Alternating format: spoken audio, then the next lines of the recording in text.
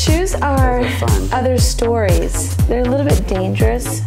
You could actually break your foot on them. They're good weapons. If you had to hurt somebody, you take them off and just throw them at someone's head or kick someone. Yeah, but you know, like I said, I always dress for how I feel. Theme dressing is what I call it. You know, I didn't even know that you could be a stylist and that was a job that you could get paid for. I was just always obsessed with clothes. I would go to school and I would like have a purple day. I would like purple Doc Martens, purple jeans, purple shirt, purple see-through glasses, purple bra, purple underwear. Everything was purple.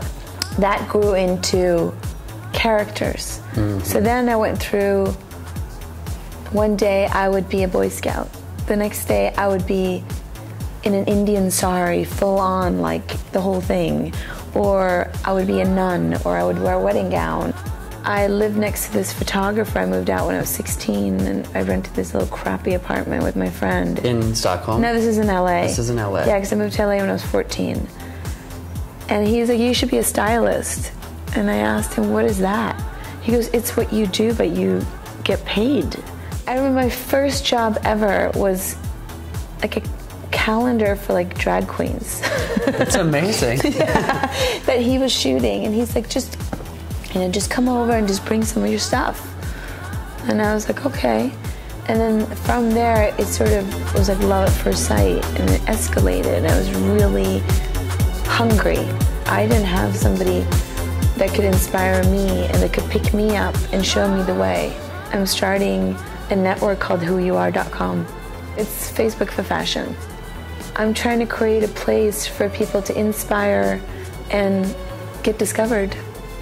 I always said, if you have a dream and you love something, you're going to be good at it. Everybody in this world is given something they're good at. It's just a matter of fact when you figure out what that is. You know, I've always visualized everything I've ever wanted. The world of being a stylist has been glamorized by all these reality shows and all these things, because at the end of the day, what people don't realize, it's hard fucking work. It's hard.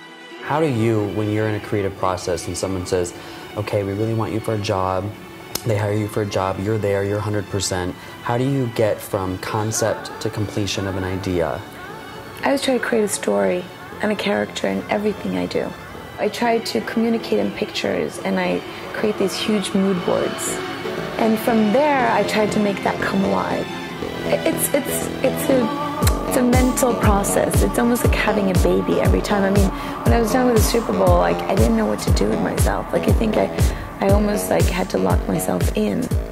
And how does being from Sweden, which is, you know, in Scandinavia, everything is so orderly and everything is so, you know, seemingly minimal in design and very clean looking. How does being from here influence what you do?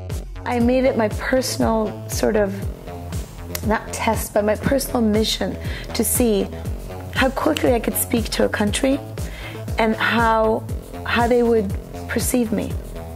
In the beginning of my career, people always tried to change me.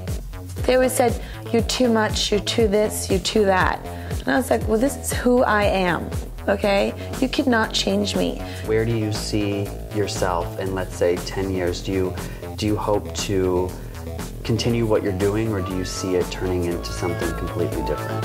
I hope I have made a serious difference in the way that people look at fashion and in the way that people are perceived, and given people hope to do what they want to do and not have to be a slave to the system.